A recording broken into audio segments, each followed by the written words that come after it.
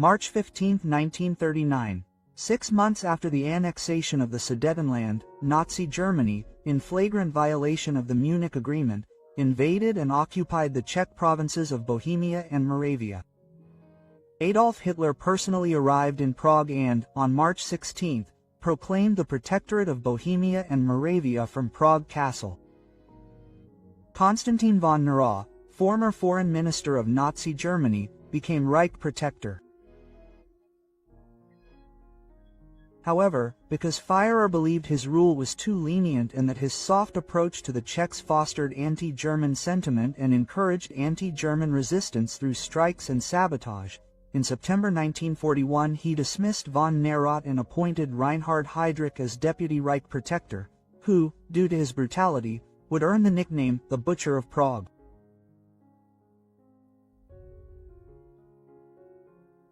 However, in a country gripped by fear and oppression, Heydrich's reign of terror ended on May 27, 1942, when he was mortally wounded by 2 Czechoslovak paratroopers. One of them was Gabčík. Jozefa Gabčík was born on April 8, 1912, in the village of Poluzja in present-day Slovakia, then part of Austria-Hungary. He was one of 4 children of a wealthy peasant family.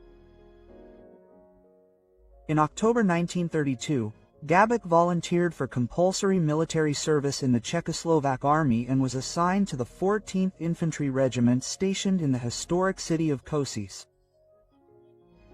There, among people from diverse backgrounds, he began to learn not only the art of war but also the virtues of loyalty and sacrifice.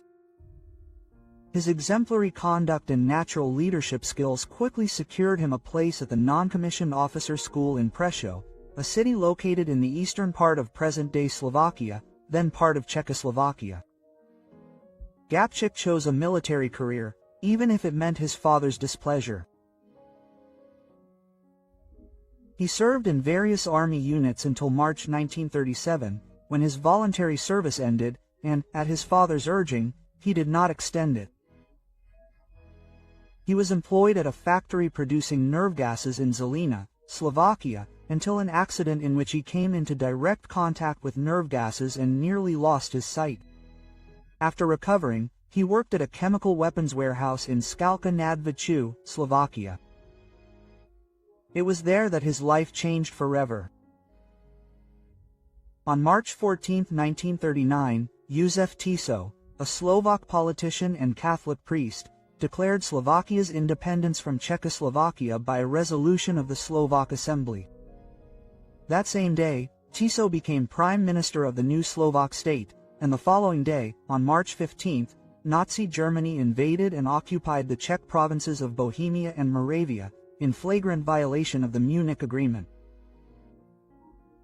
Slovakia became a Nazi puppet state, whose supporters established a fascist, authoritarian, one-party dictatorship, strongly influenced in domestic policy by the separatist Catholic clerical hierarchy and closely allied with Nazi Germany. It was at Skalka nad Vltavou that Gabčík's path decisively turned toward active resistance against Nazi Germany and its Slovak collaborators. When, after the partition of Czechoslovakia, representatives of the occupying German armed forces, the Wehrmacht, arrived to seize control of the warehouse, Gabčík faced a serious dilemma. Lacking clear orders from his superiors to cooperate, he made a choice that would define his legacy. Refusing to surrender the warehouse without proper directives, he defied German officers and chose emigration over surrender and collaboration with Nazi Germany. While in exile, he wanted to join the newly established Czechoslovak Foreign Army.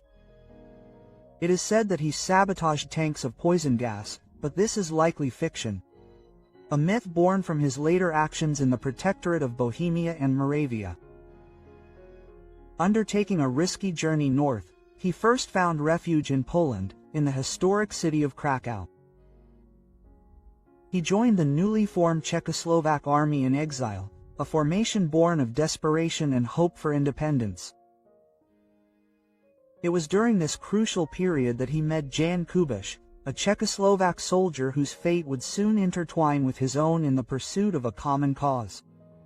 However, the path to effective resistance was fraught with obstacles. The Polish government, preoccupied with its own internal challenges and fearful of antagonizing its powerful neighbor, was reluctant to support the formation of a Czechoslovak army on its soil. Undaunted, Gabčík and his compatriots soon embarked on another journey, this time by sea. In late July 1939, they left Poland aboard the ship Krobry for France, a country that, despite its own uncertainties, offered hope for a fight against Nazi tyranny. At least that was what many of the Krobry's passengers hoped for. Upon arrival in France, Gabčík continued his military career by joining the French Foreign Legion, a unit known for accepting men from diverse backgrounds and transforming them into hardened soldiers. The outbreak of World War II on September 1, 1939, dramatically changed the situation.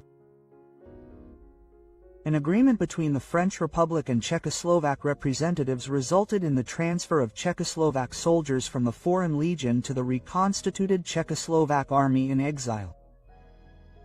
On September 26, 1939, at the Czechoslovak camp in the French Army in exile, Gabčík was formally accepted into this force.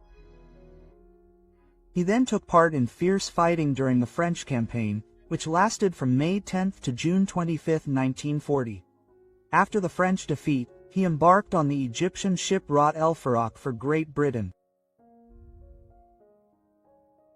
His courage in combat was recognized by the awarding of the Czechoslovak War Cross 1939 on October 28, 1940, a tangible testament to his courage under fire. Meanwhile, as Nazi oppression increasingly gripped Europe, Gabčík's role was about to take on an even more daring dimension. Driven by a desire to strike at the very heart of the enemy power, Gabčík volunteered for special operations training. In a rigorous program conducted in cooperation between the Czechoslovak Army in exile and the British Special Operations Executive, SOE mastered the techniques of parachuting, sabotage, and covert warfare, skills that would soon prove indispensable. Gabčík emerged from this training as one of the first Czechoslovak soldiers willing to risk everything by returning to his occupied homeland on a secret mission. In October 1941, his competence and unwavering determination earned him command of the daring Operation Anthropoid, a mission whose objective was as daring as it was dangerous. The assassination of Reinhard Heydrich, deputy protector of Bohemia and Moravia and one of the architects of the Nazi terror. Planning for Operation Anthropoid, however, was fraught with challenges. An injury to the original deputy commander, Karel Svoboda, necessitated his replacement by Gabčík's trusted friend and comrade, Jan Kubiš. Furthermore, the logistics of placing a small team of agents deep behind enemy lines proved challenging. Repeated delays forced by challenging weather and other unforeseen factors tested the patience and fortitude of the entire team. In the early morning hours of December 29, 1941, near the quiet village of Nechwizdy, near Prague, Gabčík and his companion Jan Kubiš were parachuted into enemy territory. Unlike many covert operations that ended in failure before reaching their target, this time the landing was successful. Despite being dropped in a different location than planned, they quickly established contact with local resistance groups, including members of the Sokol movement, whose invaluable support enabled the meticulous planning and execution of the mission. The agents prepared to strike at the heart of the Nazi administration, analyzing every detail and anticipating all eventualities. For weeks, Gabčík and Kubiš roamed the occupied streets, driven by an unyielding desire for justice. The operation was scheduled for May 27, 1942. On that day, Reinhard Heydrich, head of the Nazi secret police, the Gestapo, and the epitome of Nazi brutality in the Protectorate, was to face his destiny. Heydrich was so convinced of the success of his pacification program that he completely disregarded security measures and drove around Prague in an open-top car. On May 27, 1942, Jozefa Gabčík and Jan Kubiš ambushed Heydrich's open-top Mercedes as it slowed down before a curve while returning from his residence near Prague. As planned, Gabčík attempted to fire his Sten submachine gun at close range, but the weapon jammed. Seizing this moment, Heydrich attempted to face his attacker, giving Kubiš the opportunity to throw a modified anti-tank grenade, which struck the car and exploded, fatally wounding Heydrich with shrapnel. Although he initially survived the blast, Gabčík and Kubiš completed their mission, and Heydrich died of his wounds on June 4, 1942. The consequences of Operation Anthropoid were swift and brutal. The assassination attempt on Heydrich and his death unleashed a wave of terror and repression that engulfed the Protectorate, plunging it into a bloody massacre. The Nazi regime, determined to track down the perpetrators and crush any signs of resistance, launched a series of ruthless reprisals. Executions ensued, and the destruction of the Czech villages of Lidice and Ležáky, boasted by the Nazis, became a symbol of the brutal actions that followed the assassination. Gabčík and his comrades from various special units. Now, the refugees in their own country were forced to constantly change hiding places, their survival dependent on a network of underground resistance fighters and their families who risked everything to hide them. For some time, the Gestapo's search yielded no results. Meticulous planning for Operation Anthropoid allowed them to disappear on the streets of Prague, their identities and whereabouts remaining a secret. However, the fragile sense of security they had gained from their underground activities was shattered by a single betrayal. Karel Kurta, a member of another Czechoslovak underground group called Outdistance, voluntarily turned himself in to the Gestapo, revealing crucial information about the resistance network and secret hideouts that sheltered the Anthropo team members. The enemy's relentless pursuit finally focused on the shrine of the Orthodox Church of Saints Cyril and Methodius on Reslo Street in Prague.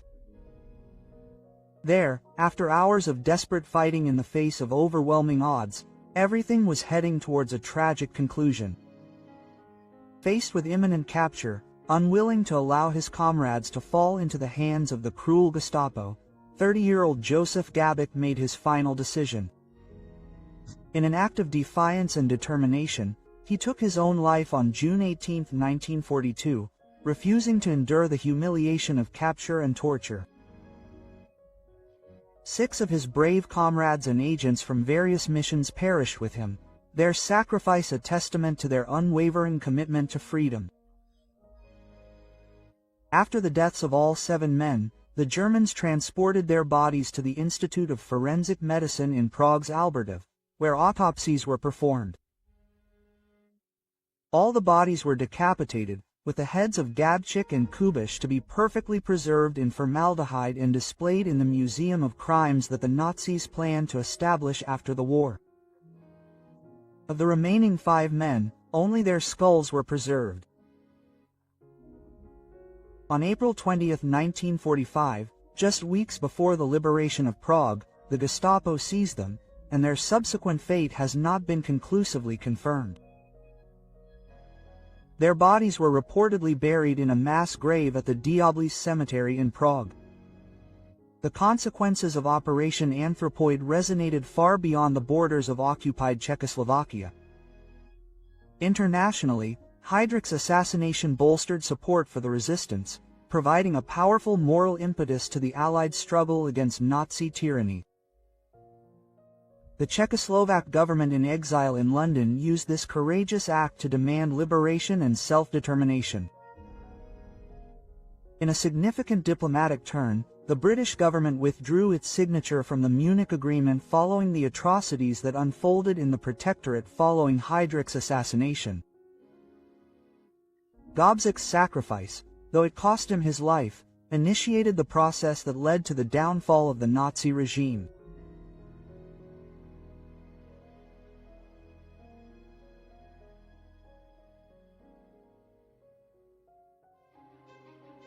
Thank you for watching the World History Channel. Remember to like, subscribe, and click the bell so you don't miss our next episodes.